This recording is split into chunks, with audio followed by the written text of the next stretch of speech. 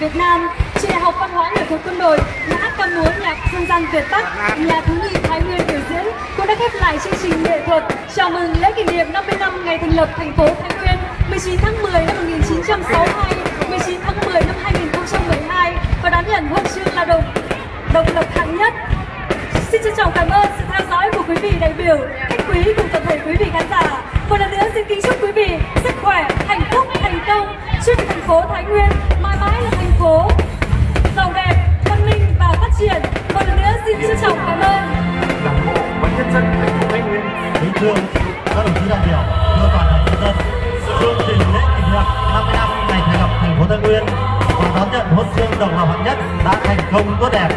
Ban tổ chức lễ kỷ niệm xin trân trọng cảm ơn các đồng chí lãnh đạo Đảng, Nhà nước, các đồng chí lãnh đạo tỉnh, các vị đại biểu cùng toàn thể nhân dân thành phố Thái Nguyên.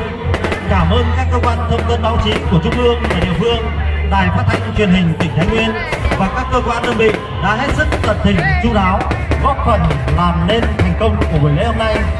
Xin kính chúc các quý vị đại biểu cùng toàn thể nhân dân mạnh khỏe, hạnh phúc và thành công. Xin trân trọng cảm ơn.